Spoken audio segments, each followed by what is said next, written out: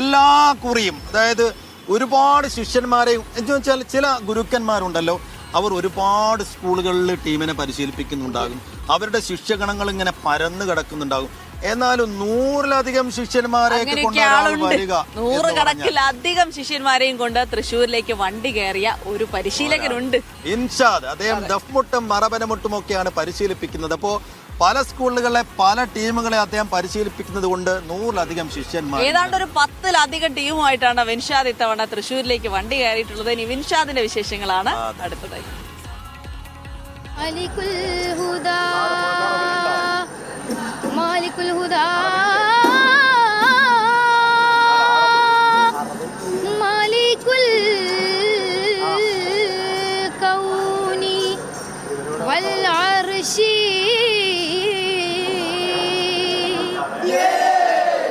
ഒരു നാടിന്റെ താളം തന്റെ ഹൃദയത്തിലേറ്റിയാണ് വിൻഷാദ് വളർന്നത്. ദഫിനോടും അറബനയോടുമുള്ള ഇഷ്ടം വിൻഷാദിനൊപ്പം വളർന്നു. വിൻഷാദിന്റെ ജീവിതവും ആ താളത്തിനൊപ്പം ചലിച്ചു. ജീവിതം ഒരു വേദിയിൽ നിന്ന് മറ്റൊന്നിലേക്കുള്ള ഓട്ടത്തിനിടയിൽ ചുരുങ്ങി.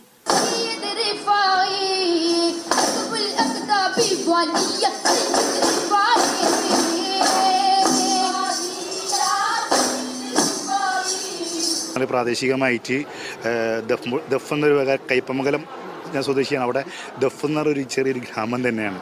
കാരണം എന്ന് വെച്ച് കഴിഞ്ഞാൽ ഇപ്പോൾ നബിദിന ആണെങ്കിലും മറ്റുള്ള പ്രാദേശികമായിട്ടുള്ള പരിപാടികൾ ഇത് ഭയങ്കര ഇമ്പോർട്ടൻ്റ് ആണ്. അപ്പോൾ സ്വമേധയെ നമ്മളെന്താ പറയുക ഈ ഫീൽഡിലേക്ക് അയക്കി പാഷനിലൂടെ വന്നിട്ട് നമ്മൾ ഈ ഫീൽഡിലേക്ക് ഇപ്പോൾ 20 വർഷമായിട്ട് ജയത്രയാത്ര നടന്നുകൊണ്ടിരിക്കുകയാണ്. സ്കൂളിൽ പഠിക്കുമ്പോൾ തന്നെക്കാൾ ചെറിയ കുട്ടികളെ താളം പഠിപ്പിച്ചു തുടങ്ങിയതാണ്. ഇപ്രാവശ്യം കലോത്സവത്തിനെത്തിയത് 100-ലധികം ശിഷ്യന്മാരെയും കൊണ്ട്. എല്ലാ കളിയും ഇപ്പോൾ 3 വർഷക്കാലമായിട്ട് ഒരു 100-ൽ വരെ വിദ്യാർത്ഥികളെ അയച്ചാണ്. 30 വർഷം 60, 70, 80 ഒക്കെ ആയിട്ട് നമ്പർ ഉണ്ടാവാറുണ്ട്. നമ്മുടെ സ്ട്രെങ്ത് എന്ന് പറഞ്ഞാൽ ഈ കാണുന്ന ശിഷ്യഗണങ്ങളാണ്. എൻ്റെ സമ്പാദ്യം എന്ന് പറഞ്ഞാൽ ഈ ശിഷ്യന്മാർ തന്നെയാണ് സമ്പാദ്യം എന്ന് പറഞ്ഞത്.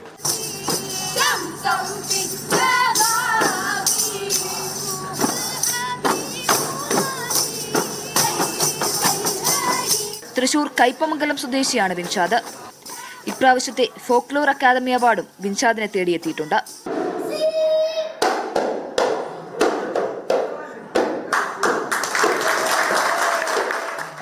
കലോത്സവ നഗരിയിൽ നിന്നും ഷബീർ കലിനൊപ്പം ലിഡിയ ജേക്കബ്, മീഡിയ 1.